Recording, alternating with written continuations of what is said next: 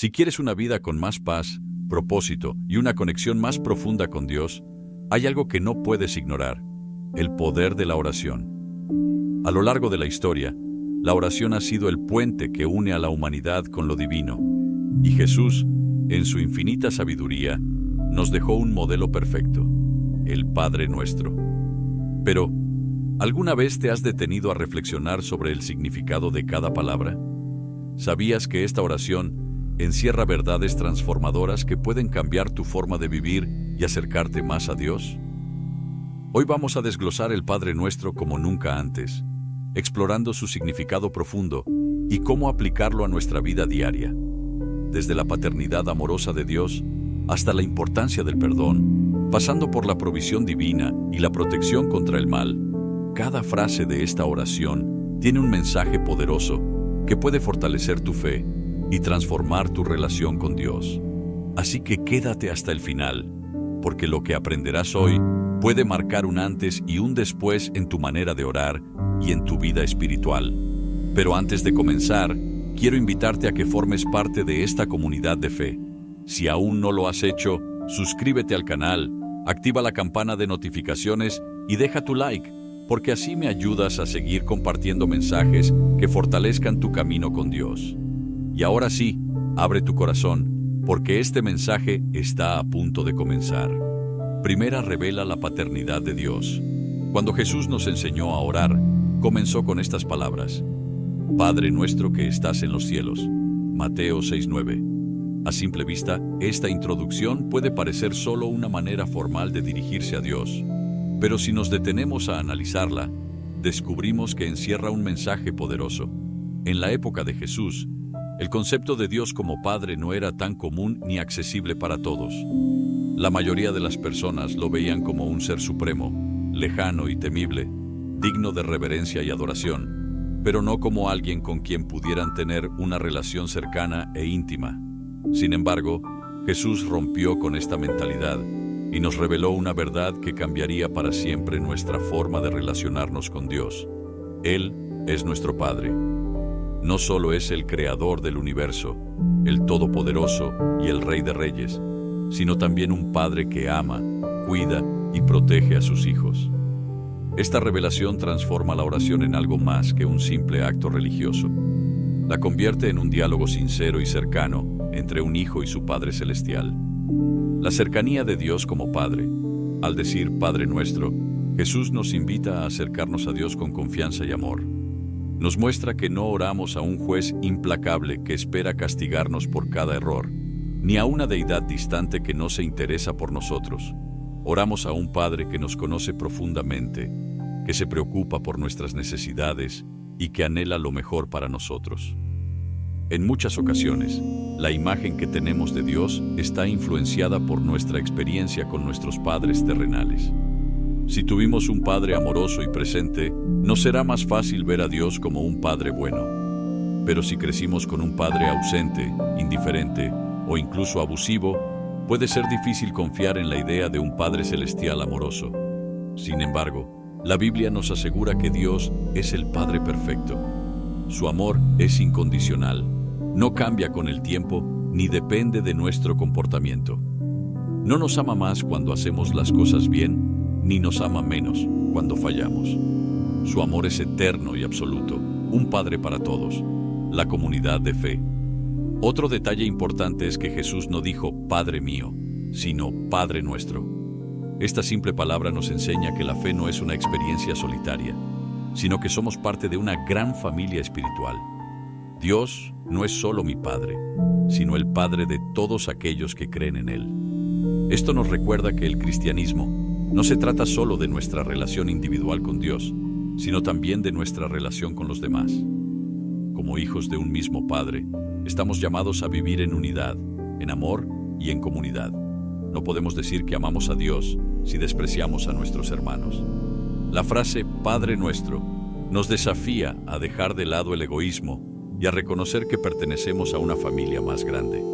Nos invita a orar, no solo por nuestras propias necesidades, sino también por las de los demás, a interesarnos por quienes nos rodean y a vivir con un sentido de fraternidad y compasión. ¿Realmente vivimos como hijos de Dios? Aquí surge una pregunta fundamental. ¿Realmente vivimos como hijos de Dios? A veces decimos que creemos en Dios, pero seguimos viviendo con miedo, culpa y duda, como si fuéramos huérfanos espirituales. La verdad es que muchos de nosotros oramos sin entender lo que significa ser hijos de Dios. Ser hijo de Dios no es solo un título bonito, es una realidad que cambia nuestra forma de vivir. Un hijo confía en su padre, descansa en su amor y sabe que siempre puede acudir a él. De la misma manera, cuando entendemos que Dios es nuestro Padre, aprendemos a vivir con confianza, sin miedo al futuro, sabiendo que Él tiene cuidado de nosotros. Jesús nos mostró que podemos hablar con Dios sin temor, sin necesidad de palabras rebuscadas o formalismos exagerados. Así como un niño corre a los brazos de su padre sin miedo ni vergüenza, así debemos acercarnos a Dios con el corazón abierto y la certeza de que somos amados. El desafío de llamarlo Padre, pero aquí hay algo importante. Llamar a Dios Padre es un privilegio, pero también un desafío. No basta con decirlo de labios para afuera. Debemos vivir como verdaderos hijos de Dios. Si realmente creemos que Dios es nuestro Padre, entonces debemos confiar en Él en todo momento, no solo cuando las cosas van bien. Un hijo no se preocupa por el futuro porque sabe que su Padre lo proveerá. De la misma manera, si Dios es nuestro Padre, debemos aprender a descansar en Él y a depender de su provisión. Además, ser hijos de Dios significa reflejar su carácter. Un buen hijo honra a su padre con su manera de vivir. Si decimos que Dios es nuestro Padre, nuestras acciones deben demostrarlo, amando a los demás, perdonando, viviendo en obediencia y buscando hacer su voluntad. Conclusión: un nuevo entendimiento de la oración. La próxima vez que reces el Padre Nuestro, no repitas las palabras mecánicamente. Detente un momento y piensa en lo que realmente significa comenzar una oración diciendo Padre Nuestro. No es solo una frase más, es una declaración de identidad, una invitación a vivir con la certeza de que no estamos solos, sino que tenemos un Padre Celestial que nos ama con un amor perfecto. Ahora quiero preguntarte, ¿cómo ves a Dios en tu vida? ¿Lo sientes como un Padre cercano o como alguien lejano? Déjamelo en los comentarios porque me encantaría saber tu opinión. Y ahora, sigamos con la siguiente gran verdad que encierra esta oración. 2. Enseña la sumisión a la voluntad de Dios. Después de reconocer a Dios como nuestro Padre Celestial, Jesús nos guía a una parte fundamental de la oración. Hágase tu voluntad como en el cielo, así también en la tierra. Mateo 6:10. Esta frase encierra un mensaje profundo y desafiante. Muchas veces oramos pidiendo que Dios haga nuestra voluntad, que nos conceda nuestros deseos y que las cosas sucedan según nuestros planes. Pero Jesús nos enseña algo completamente diferente. En lugar de poner nuestros intereses en primer lugar, debemos someternos a la voluntad de Dios. Aquí surge una pregunta clave. ¿Estamos realmente dispuestos a aceptar lo que Dios quiere para nosotros, incluso si no coincide con nuestros propios planes? El significado de hacer la voluntad de Dios. Cuando Jesús nos dice que oremos, hágase tu voluntad, nos está llamando a un nivel más profundo de fe y confianza. No se trata solo de aceptar pasivamente lo que Dios decida, sino de alinearnos activamente con su propósito. Es reconocer que Dios sabe lo que es mejor para nosotros, incluso cuando no entendemos el porqué de las cosas. En la Biblia, vemos que muchas personas lucharon con este concepto. Moisés, por ejemplo, no quería ser el líder del pueblo de Israel. Jonás huyó cuando Dios lo llamó a predicar en Nínive. Incluso Jesús, en el huerto de Getsemaní, oró diciendo: Padre mío, si es posible, pase de mí esta copa, pero no sea como yo quiero, sino como tú. Mateo 26:39. Jesús, en su humanidad, sintió el peso del sufrimiento que le esperaba en la cruz, pero aún así, se sometió a la voluntad del Padre. Y gracias a esa entrega, hoy tenemos salvación. Este es el mayor ejemplo de lo que significa decir, hágase tu voluntad. No es solo una frase bonita, sino un compromiso de confiar en Dios, aun cuando el camino parezca difícil. ¿Por qué nos cuesta someternos a la voluntad de Dios? Uno de los mayores obstáculos para aceptar la voluntad de Dios es nuestro propio orgullo y deseo de control. Nos gusta tomar nuestras propias decisiones, trazar nuestros planes y sentir que tenemos el control de nuestra vida. Sin embargo, la realidad es que muchas veces no sabemos qué es lo mejor para nosotros. Isaías 55, 8-9 nos recuerda: porque mis pensamientos no son vuestros pensamientos, ni vuestros caminos mis caminos, dice Jehová. Como son más altos los cielos que la tierra, así son mis caminos más altos que vuestros caminos, y mis pensamientos más que vuestros pensamientos. Esto significa que Dios ve el panorama completo. Nosotros solo vemos una parte de la historia, pero Él conoce el final desde el principio. Cuando nos sometemos a su voluntad, no estamos renunciando a nuestra felicidad, sino asegurándonos de que estamos caminando en el mejor camino posible. ¿Cómo podemos aprender a aceptar la voluntad de Dios? Aceptar la voluntad de Dios no es algo que sucede de la noche a la mañana. Es un proceso que requiere fe, obediencia y confianza en que Dios tiene un propósito mayor. Aquí hay algunas formas prácticas de cultivar esta actitud. Orar con sinceridad. No solo pedirle a Dios que haga lo que queremos, sino pedirle que nos ayude a aceptar su voluntad, incluso cuando no la entendemos. Meditar en la palabra. La Biblia está llena de promesas y ejemplos de cómo Dios obra para bien en la vida de quienes confían en Él. Cuando conocemos su carácter, es más fácil confiar en su voluntad. Rodearnos de personas de fe. A veces necesitamos el apoyo de otros creyentes que nos ayuden a ver las cosas desde una perspectiva espiritual. Aceptar los tiempos de espera. Muchas veces Dios no responde de inmediato porque está preparando algo mejor. Aprender a esperar con paciencia es parte de la sumisión a su voluntad. Recordar que Dios es bueno. Aun cuando las cosas no salgan como queremos, debemos recordar que Dios no se equivoca. Su voluntad siempre es perfecta y tiene un propósito mayor. Cuando nuestra voluntad choca con la de Dios, ¿qué pasa cuando lo que queremos no es lo que Dios quiere para nosotros? Esta es una de las pruebas más difíciles de la fe. Puede ser que estemos orando por un trabajo, por una relación, por un sueño, y Dios nos diga no, o nos haga esperar más de lo que quisiéramos. En esos momentos, podemos sentir frustración, pero debemos recordar que Dios siempre tiene un plan mejor. A veces, lo que parece una negación es en realidad una redirección hacia algo mayor. Pensemos en José, el hijo de Jacob. Él tenía grandes sueños, pero fue vendido como esclavo por sus propios hermanos y pasó años en la cárcel injustamente. Seguramente en más de una ocasión se preguntó por qué Dios permitía tanto sufrimiento.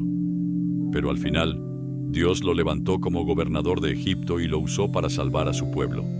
José pudo haber quedado atrapado en la amargura, pero confió en la soberanía de Dios y dijo: «Vosotros pensasteis mal contra mí, mas Dios lo encaminó a bien». Génesis 50:20. Lo mismo ocurre con nosotros. Cuando entregamos nuestros planes a Dios, podemos estar seguros de que Él los transformará en algo bueno, aunque en el momento no lo entendamos. Conclusión. Un acto de confianza y amor. Decir «hágase tu voluntad» no es resignación, sino un acto de confianza absoluta en Dios. Es reconocer que Él sabe lo que hace, que sus planes son mejores que los nuestros y que siempre nos guiará por el camino correcto. Así que la próxima vez que ores el Padre Nuestro, haz una pausa en esta frase y pregúntate: ¿estoy realmente dispuesto a que se haga la voluntad de Dios en mi vida? ¿O solo quiero que Él haga lo que yo deseo? Si aprendemos a someternos a la voluntad de Dios, experimentaremos una paz que el mundo no puede dar, porque no hay mayor seguridad que saber que estamos en las manos del Padre. Ahora dime en los comentarios, ¿te ha costado alguna vez aceptar la voluntad de Dios? ¿Has vivido una experiencia en la que luego entendiste que su plan era mejor que el tuyo? Me encantaría conocer tu historia. Y ahora, sigamos con la siguiente gran verdad que encierra esta oración. Tercera, expresa nuestra dependencia total de Dios. Cuando Jesús nos enseñó a orar, incluyó una frase que, aunque sencilla, encierra un mensaje profundo sobre nuestra relación con Dios y nuestra manera de vivir. El pan nuestro de cada día, dánoslo hoy. Mateo 6:11.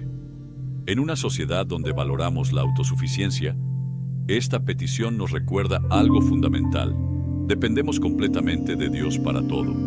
Cada día que vivimos, cada respiro que tomamos, cada alimento que llega a nuestra mesa, todo es un regalo de Dios. Sin embargo, en nuestro afán de control, muchas veces olvidamos esta verdad y actuamos como si todo dependiera solo de nosotros. El simple hecho de pedir el pan diario nos coloca en una postura de humildad. Nos ayuda a reconocer que no somos autosuficientes y que, por más que trabajemos y nos esforcemos, en última instancia, es Dios quien provee. La petición de Jesús no se centra en la acumulación de riquezas ni en la seguridad a largo plazo, sino en la provisión diaria, lo que nos desafía a confiar en Dios cada día, sin ansiedad por el futuro. En la Biblia, vemos este principio reflejado en la historia del maná en el desierto. Cuando el pueblo de Israel salió de Egipto, Dios les envió maná del cielo para que comieran, pero con una condición: debían recoger solo lo necesario para cada día. Si intentaban guardar más de lo debido, el maná se echaba a perder. Esto les enseñó a depender de Dios diariamente y a confiar en que Él proveería siempre. Lo mismo ocurre con nosotros hoy. A menudo queremos tener todo bajo control, asegurarnos de que nada nos falte en el futuro, acumular recursos y planificar cada detalle de nuestra vida. Pero Jesús nos enseña a vivir con fe, confiando en que Dios suplirá nuestras necesidades día tras día. Esto no significa que no debamos ser responsables o previsores, sino que no debemos vivir dominados por la preocupación y la ansiedad. El hecho de que Jesús nos enseñe a pedir el pan nuestro también nos recuerda que la provisión de Dios no es solo para nosotros individualmente, sino para toda la comunidad. No podemos ser indiferentes a la necesidad de los demás mientras pedimos por nuestra propia provisión. Dios nos bendice para que podamos bendecir a otros. Si tenemos abundancia, es porque Él nos ha dado lo suficiente para compartir. Pero esta oración va más allá del alimento físico. El pan representa todo lo que necesitamos para vivir, no solo en lo material, sino también en lo espiritual. En Juan 6:35 Jesús dijo: Yo soy el pan de vida, el que a mí viene nunca tendrá hambre, y el que en mí cree no tendrá sed jamás. Esto significa que más allá de la comida que alimenta nuestro cuerpo, necesitamos a Jesús para alimentar nuestra alma. Podemos tener todo lo material que deseamos, pero si nuestra vida espiritual está vacía, seguiremos sintiéndonos insatisfechos. ¿Cuántas veces hemos alcanzado algo que creíamos que nos haría felices, solo para darnos cuenta de que seguimos sintiendo un vacío interior? Eso ocurre porque el verdadero alimento que necesitamos es Cristo. Al pedirle a Dios el pan diario, también reconocemos que cada día es una nueva oportunidad. No podemos vivir del pan de ayer, ni podemos adelantarnos al pan de mañana. Jesús nos enseña a centrarnos en el presente, a confiar en que Dios proveerá lo que necesitamos en su momento justo. Esto nos ayuda a desarrollar una fe más fuerte y a vivir con gratitud por lo que tenemos hoy, en lugar de preocuparnos constantemente por lo que vendrá. Es interesante notar que esta parte de la oración está justo después de la frase «hágase tu voluntad». Esto nos enseña que, al depender de Dios para nuestra provisión, también debemos confiar en que su voluntad es perfecta, incluso en lo que respecta a nuestras necesidades materiales. A veces queremos que Dios nos dé más de lo que realmente necesitamos, y cuando no recibimos lo que esperamos, dudamos de su amor y fidelidad. Pero Dios sabe exactamente lo que necesitamos y nos da lo que es mejor para nosotros, aunque a veces no lo entendamos de inmediato. Otro aspecto poderoso de esta oración es que nos enseña a pedir con humildad. Muchas veces, en nuestras oraciones, queremos que Dios nos conceda grandes cosas, pero Jesús nos enseña a pedir algo tan básico como el pan. Esto nos recuerda que ninguna petición es demasiado pequeña para Dios. A veces pensamos que solo debemos acudir a Él para los problemas grandes y que lo demás debemos resolverlo por nuestra cuenta. Pero Dios quiere que dependamos de Él en todo. El pedir el pan diario también nos enseña a vivir con contentamiento. En un mundo que constantemente nos empuja a desear más, a comparar nuestra vida con la de los demás y a buscar la felicidad en lo material, Jesús nos invita a una vida de sencillez y gratitud. Si tenemos lo necesario para hoy, es suficiente. No necesitamos acumular riquezas ni vivir preocupados por lo que no tenemos, sino confiar en que Dios proveerá lo necesario en el momento indicado. En conclusión, cuando oramos, el pan nuestro de cada día, dánoslo hoy, estamos haciendo mucho más que pedir alimento. Estamos reconociendo nuestra dependencia total de Dios, aprendiendo a vivir con fe en su provisión, cultivando una actitud de gratitud y recordando que Jesús es el verdadero pan de vida. Esta oración nos desafía a soltar nuestra ansiedad por el futuro y a confiar en que Dios siempre será fiel en suplir lo que necesitamos. Ahora dime en los comentarios, ¿alguna vez has sentido que Dios te ha provisto en el momento justo? ¿Cómo ha sido tu experiencia confiando en su provisión? Me encantaría conocer tu historia. Y ahora, sigamos con la siguiente gran verdad que encierra esta oración. Cuarta, invita a la reconciliación y el perdón. Uno de los aspectos más transformadores de la oración del Padre Nuestro es la parte en la que pedimos perdón a nuestras ofensas, así como nosotros perdonamos a los que nos ofenden. Mateo 6:12. Esta petición nos confronta con una realidad muy poderosa y, a menudo, difícil de aceptar. La relación que tenemos con Dios está profundamente conectada con la manera en que nos relacionamos con los demás. Jesús no solo nos invita a pedir perdón por nuestros errores, sino que nos desafía a ser agentes de perdón hacia aquellos que nos han hecho daño. El perdón como una condición de nuestra oración. Es interesante que Jesús no solo nos pide que pidamos perdón a Dios, sino que condiciona el perdón que recibimos de Él al perdón que ofrecemos a los demás. En los versículos que siguen a la oración del Padre Nuestro, Jesús refuerza esta enseñanza al decir: porque si perdonáis a los hombres sus ofensas, os perdonará también a vosotros vuestro Padre Celestial. Pero si no perdonáis a los hombres sus ofensas, tampoco vuestro Padre os perdonará vuestras ofensas. Mateo 6:14-15. Esto es un recordatorio poderoso de que la misericordia que recibimos de Dios no debe ser retenida para nosotros, sino que debe fluir hacia los demás. Si hemos experimentado el perdón de Dios, si somos conscientes de que Él ha perdonado nuestras ofensas, es imperativo que también perdonemos a quienes nos han ofendido. El perdón no es una opción, es un mandato. El perdón es una de las enseñanzas más claras de Jesús. En el Sermón del Monte, Él nos enseña que debemos perdonar no solo a los que nos quieren bien, sino a todos, incluso a nuestros enemigos. En Mateo 5:44, Jesús dice: pero yo os digo, amad a vuestros enemigos y orad por los que os persiguen. Este llamado al perdón radical puede resultar difícil, especialmente cuando hemos sido profundamente heridos por otros. Sin embargo, es importante entender que perdonar no significa excusar el daño que nos han hecho, sino liberarnos de la carga emocional que arrastramos cuando no perdonamos. El perdón es más para nuestra sanidad y bienestar que para la otra persona. El perdón libera nuestro corazón. El perdón no es algo fácil de dar, pero es un acto de obediencia que trae libertad. Cuando no perdonamos, guardamos rencor, amargura y resentimiento en nuestro corazón, lo que puede afectar nuestra paz, nuestras relaciones y nuestra relación con Dios. Es como cargar una mochila pesada que solo nos está lastimando a nosotros mismos. Al perdonar, dejamos ir esa carga. El perdón no cambia el pasado, pero cambia nuestro futuro. Nos permite sanar, nos libera de la prisión de la ira y el odio, y abre la puerta para que Dios pueda obrar en nuestra vida de una manera más profunda. El ejemplo de Jesús en la cruz. Jesús nos mostró el perdón más grande y radical cuando, siendo crucificado, dijo: Padre, perdónalos, porque no saben lo que hacen. Lucas 23:34. A pesar de la extrema injusticia, el sufrimiento físico y emocional que sufrió, Jesús perdonó a aquellos que lo estaban matando. Este acto de perdón no solo muestra su amor incondicional por la humanidad, sino que también nos deja un modelo a seguir. Si Jesús pudo perdonar a sus verdugos, ¿Cómo podemos nosotros no perdonar a aquellos que nos han hecho daño, aunque el dolor sea grande? El perdón no significa olvidar, sino soltar.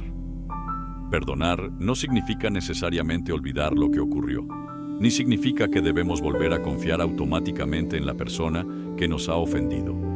El perdón es un acto de la voluntad que implica soltar el deseo de venganza y confiar en que Dios, en su justicia, hará lo correcto. Cuando perdonamos, dejamos que Dios se encargue de la situación y dejamos de cargar con el peso de la ofensa. El perdón también puede ser un proceso. No es algo que se logre de inmediato, especialmente cuando las heridas son profundas. Pero lo que Jesús nos enseña es que debemos comenzar el proceso, incluso si no sentimos que podemos perdonar por completo de inmediato. A medida que oramos y buscamos la ayuda de Dios, Él puede sanar nuestro corazón y guiarnos en el camino del perdón. El perdón es un reflejo del carácter de Dios. La razón por la que Jesús nos llama a perdonar es porque el perdón es una parte esencial del carácter de Dios. Dios nos ha perdonado a través de Jesucristo, y ese perdón es lo que nos permite tener una relación con Él. En Efesios 4:32, Pablo nos recuerda: sed más bien amables unos con otros, misericordiosos, perdonándoos unos a otros, así como Dios también os perdonó en Cristo. El perdón refleja el amor y la gracia de Dios, y cuando perdonamos, estamos imitando su naturaleza. Al perdonar, no solo estamos obedeciendo a Dios, sino que también estamos participando en la obra de reconciliación que Él inició en Cristo. El perdón como una señal de madurez espiritual. La capacidad de perdonar es una de las señales más claras de madurez espiritual. Jesús no solo nos pide que perdonemos cuando las cosas son fáciles, sino que nos llama a perdonar incluso cuando el perdón parece imposible. Esto requiere una fe profunda y una dependencia total del Espíritu Santo. El perdón es una herramienta poderosa que no solo transforma nuestras relaciones con los demás, sino que también profundiza nuestra relación con Dios. Cuando perdonamos, reflejamos más plenamente el carácter de Cristo en nosotros. La oración como medio para fortalecer el perdón. Si bien la decisión de perdonar depende de nuestra voluntad, la oración juega un papel clave en este proceso. Orar por aquellos que nos han ofendido, pedirle a Dios que nos dé un corazón dispuesto a perdonar y que nos sane de cualquier herida emocional, es fundamental para caminar en perdón. La oración no solo cambia nuestras circunstancias, sino que también cambia nuestro corazón, ayudándonos a soltar el rencor y a experimentar la verdadera paz. Cuando oramos el Padre Nuestro y decimos: perdona nuestras ofensas, así como nosotros perdonamos a los que nos ofenden, estamos recordando que el perdón no es opcional en la vida cristiana, sino una parte integral de nuestra obediencia y de nuestra relación con Dios. Conclusión: el perdón como camino hacia la paz. El perdón es una de las lecciones más difíciles y liberadoras que Jesús nos enseña. Nos desafía a dejar atrás el rencor y la amargura, y a abrazar la paz que solo Él puede darnos. Perdonar no es un acto de debilidad, sino de fortaleza y de obediencia a Dios. Cuando perdonamos, estamos viviendo de acuerdo con el corazón de Cristo, y esa es la verdadera libertad. Ahora dime en los comentarios, ¿has experimentado el poder del perdón en tu vida? ¿Cómo te ha liberado de las heridas del pasado? Me encantaría conocer tu experiencia. Y ahora, sigamos con la última gran verdad de la oración del Padre Nuestro. Sí, nos enseña a vivir con una perspectiva eterna, la última parte de la oración del Padre Nuestro, que nos invita a pedir: no nos dejes caer en la tentación y líbranos de mal. Mateo 6:13 nos habla profundamente sobre nuestra necesidad constante de protección espiritual y nos dirige hacia una perspectiva eterna. Esta frase no solo refleja nuestra lucha diaria contra el pecado y el mal, sino que también nos recuerda que somos seres temporales en un mundo caído y que nuestra lucha va más allá de los problemas inmediatos o materiales hacia un campo espiritual mucho más amplio. La tentación, como una realidad constante, vivimos en un mundo lleno de tentaciones que nos atraen constantemente a alejarnos de Dios. Desde las tentaciones personales, como la ira, el orgullo, la codicia, hasta las presiones sociales y culturales que nos empujan a adoptar valores contrarios a la voluntad de Dios. La tentación está siempre al acecho. Jesús nos enseña que no debemos enfrentarnos a estas luchas solos. Al pedirle a Dios que no nos deje caer en la tentación, estamos reconociendo nuestra vulnerabilidad y nuestra necesidad de su ayuda para resistir los deseos que nos desvían del camino correcto. La tentación no es solo un desafío moral, es una batalla espiritual. En 1 Corintios 10:13, Pablo nos recuerda que no os ha sobrevenido ninguna tentación que no sea humana, pero fiel es Dios, que no os dejará ser tentados más de lo que podéis resistir, sino que dará también la salida, para que podáis soportar. Este versículo nos enseña que, aunque las tentaciones son inevitables, Dios no nos dejará enfrentar algo que no podamos superar con su ayuda. Al orar por protección frente a la tentación, estamos reconociendo que necesitamos la gracia de Dios para resistir las pruebas y las luchas espirituales que surgen en nuestra vida. Líbranos del mal. Además de la tentación, esta parte de la oración también nos pide ser liberados del mal. Un mal que no solo es físico o inmediato, sino también espiritual. El mal se manifiesta de muchas formas en nuestro mundo, desde la injusticia y el sufrimiento hasta las fuerzas invisibles que buscan alejarnos de Dios. Cuando pedimos a Dios que nos libre del mal, estamos solicitando su intervención divina, no solo en nuestras vidas personales, sino también en el mundo que nos rodea. La realidad del mal es algo que no podemos ignorar. El mal existe y a veces puede parecer que tiene la última palabra. Sin embargo, Jesús nos recuerda que el mal no tiene poder sobre los que pertenecen a Dios. En el 1 Juan 5:4-5 leemos: porque todo lo que es nacido de Dios vence al mundo. Y esta es la victoria que ha vencido al mundo, nuestra fe. ¿Quién es el que vence al mundo, sino el que cree que Jesús es el Hijo de Dios? Esta victoria sobre el mal no significa que estemos exentos de pruebas o dificultades, pero sí nos asegura que, en Cristo, el mal no tiene la última palabra.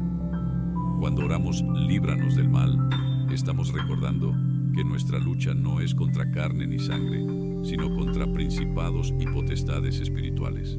Nuestra batalla es espiritual y necesitamos la protección y el poder de Dios para ser preservados de las fuerzas malignas, una perspectiva eterna, más allá del presente. Al pedir que nos libre de la tentación y del mal, también estamos adoptando una perspectiva eterna. Esta oración nos recuerda que, aunque vivimos en un mundo caído y enfrentamos dificultades, nuestra verdadera esperanza no está en las soluciones temporales ni en el alivio inmediato de nuestros problemas. Nuestra esperanza está en la victoria eterna que ya ha sido ganada por Cristo en la cruz. En Mateo 6:19-21, Jesús nos enseña que no debemos acumular tesoros en la tierra, sino en el cielo, donde nada ni nadie puede corromperlos. La oración del Padre Nuestro también nos lleva a poner nuestra confianza no en lo terrenal, sino en lo eterno. Pedir a Dios que nos libere del mal nos conecta con la realidad de que, aunque experimentamos el mal aquí y ahora, en Cristo ya tenemos la victoria asegurada. Cuando oramos por protección, no solo estamos pidiendo que Dios nos cuide en esta vida, sino que estamos afirmando nuestra fe en la vida eterna que nos ha prometido. Vivir con esta perspectiva eterna cambia nuestra manera de ver los problemas del día a día. Aunque las dificultades son reales y pueden ser dolorosas, sabemos que son solo temporales. La verdadera victoria ya ha sido alcanzada, y eso nos da la fuerza para seguir adelante. La protección contra el mal espiritual. El mal que pedimos que nos sea apartado no es solo físico, sino también espiritual. Como cristianos, sabemos que nuestra lucha está en un plano mucho más profundo de lo que a veces entendemos. El apóstol Pablo lo explica claramente en Efesios 6:12. Porque no tenemos lucha contra sangre y carne, sino contra principados, contra potestades, contra los gobernadores de las tinieblas de este siglo, contra huestes espirituales de maldad en las regiones celestes. La tentación y el mal tienen sus raíces en un conflicto espiritual. Cuando pedimos protección, estamos invocando la armadura de Dios, la que Él mismo nos proporciona para resistir las fuerzas oscuras que intentan alejarnos de Él. Al orar, líbranos del mal, estamos pidiendo la intervención de Dios no solo en nuestra vida cotidiana, sino también en el ámbito espiritual, para que podamos estar firmes en la fe y resistir las tentaciones que vienen del enemigo. La importancia de la oración diaria. Es significativo que Jesús nos enseñe a orar por la liberación del mal de forma diaria. Al incluir esta petición en la oración del Padre Nuestro, Jesús nos muestra que debemos estar constantemente alertas y dependientes de Dios para nuestra protección espiritual. La tentación y el mal no son algo que enfrentemos una sola vez en la vida, sino algo con lo que luchamos todos los días. Por eso, nuestra oración debe ser constante, pidiendo la ayuda de Dios cada día para caminar en su voluntad y resistir el mal. La oración diaria también nos mantiene conectados con Dios y nos fortalece para resistir el pecado. Al hacer de la oración una parte esencial de nuestra vida, estamos poniendo nuestra confianza en Dios para que Él nos proteja, guíe y libere del mal cada día. Conclusión. Vivir con la esperanza de la victoria final. Al orar, líbranos del mal, estamos poniendo nuestra esperanza en la victoria que Cristo ya ha ganado por nosotros. Aunque la tentación y el mal son parte de nuestra realidad cotidiana, sabemos que en Cristo ya hemos vencido. Esta oración nos invita a vivir con la confianza de que, aunque enfrentemos luchas, la victoria final ya está asegurada. Ahora dime en los comentarios, ¿cómo has experimentado la protección de Dios en tu vida frente al mal? ¿Hay alguna situación en la que hayas sentido su intervención? Me encantaría saber tu experiencia. Y con esto, llegamos al final de las grandes verdades que nos enseña el Padre Nuestro. Hemos recorrido juntos las profundidades del Padre Nuestro, desentrañando las grandes lecciones que Jesús nos enseña a través de esta oración tan poderosa. A través de cada línea, nos invita a vivir una vida centrada en Dios, a reconocer su santidad y a poner nuestra confianza en su voluntad para el presente y el futuro. Santificado sea tu nombre, venga tu reino. Nos llama a vivir con una visión eterna, más allá de las preocupaciones del día a día. Nos enseña a depender de Dios para cubrir nuestras necesidades físicas y espirituales, a pedir perdón y a perdonar a los demás, y a reconocer que nuestra lucha no es solo contra lo visible, sino también contra fuerzas espirituales que buscan alejarnos de la voluntad divina. Cada parte de esta oración no es solo una simple petición, sino un recordatorio de cómo debemos vivir como seguidores de Cristo, con humildad, fe, perdón y una esperanza firme en la victoria final que Dios nos ha prometido. A medida que oramos y pedimos que Él nos libre de la tentación y el mal, nos alineamos con su voluntad y nos fortalecemos en nuestra relación con Él. Pero antes de que te vayas, quiero invitarte a reflexionar sobre esto. ¿Cómo estás aplicando estas enseñanzas en tu vida diaria? ¿Estás viviendo con una perspectiva eterna y confiando plenamente en Dios para tu sustento y protección? Estos son temas que no podemos ignorar, y lo que aprendas hoy puede transformar tu caminar espiritual. Si este video ha sido de bendición para ti, no olvides darle like, compartir y dejar tu comentario. Y, por supuesto, si aún no estás suscrito, es el momento perfecto para hacerlo. Activa la campanita para que no te pierdas ninguno de nuestros próximos contenidos, llenos de sabiduría y poder transformador. Nos vemos en el siguiente video, donde seguiremos creciendo juntos